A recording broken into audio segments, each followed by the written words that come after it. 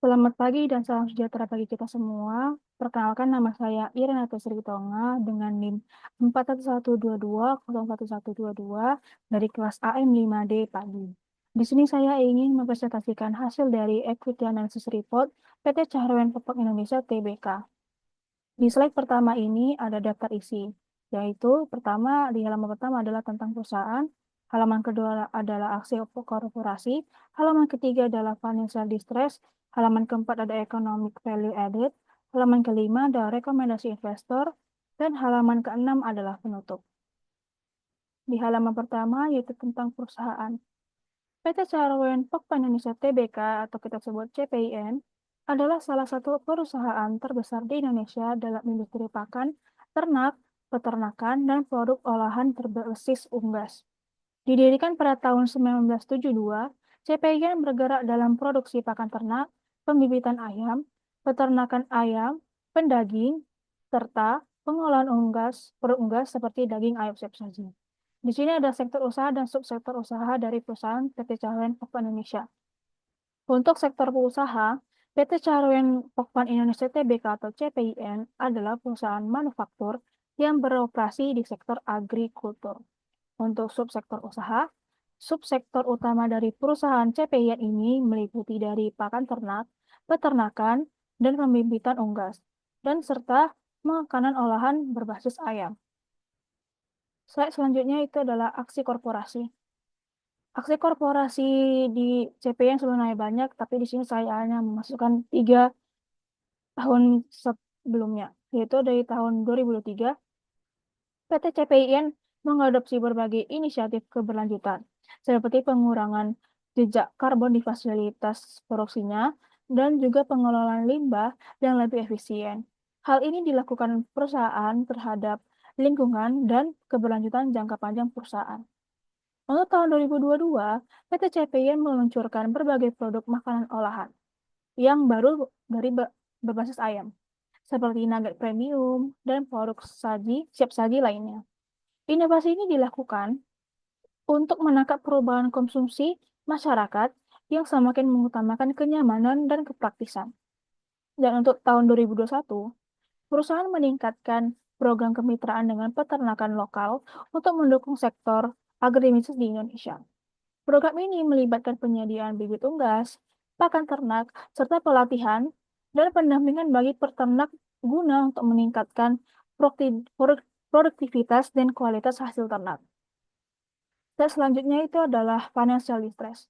Di sini eh, saya perusahaan ini adalah perusahaan manufaktur, jadi saya menghitungnya sampai X5 yaitu sales ditambah total aset.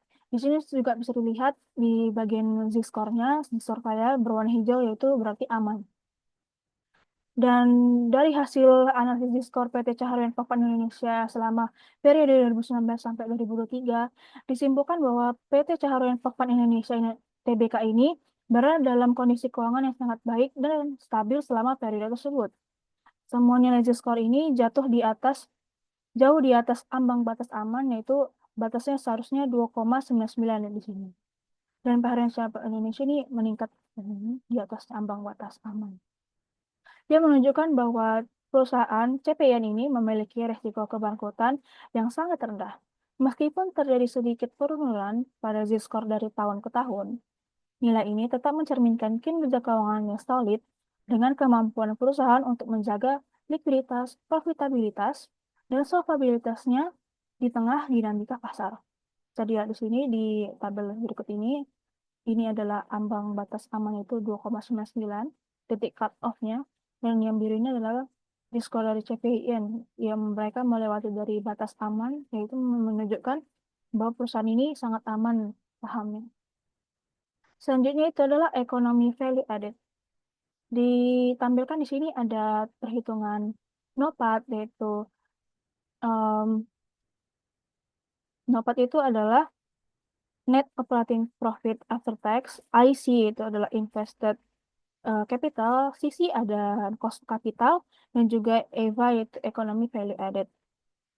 Selama periode 2019 sampai 2023 ini, nilai NOPAT, IC, CC, dan EVA pada PT CPI ini menunjukkan kinerja yang sangat baik selama periode itu tersebut. Meskipun ada penurunan di tahun 2020 akibat pandemi, ya, dan perusahaan berhasil pulih lagi pada tahun 2021 dengan dan terus menunjukkan peningkatan pertumbuhan yang sangat stabil di tahun 2002 dan 2023.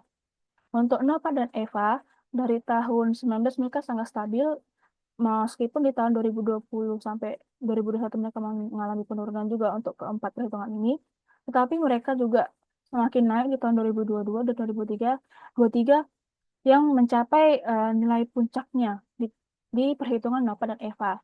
Walaupun di IC dan CC juga mengalami peningkatan peningkatan di setiap tahunnya, tapi peningkatan mereka tidak sepuncak Nova dan Eva, melainkan mereka meningkatnya dengan sangat stabil di tahun per tahunnya.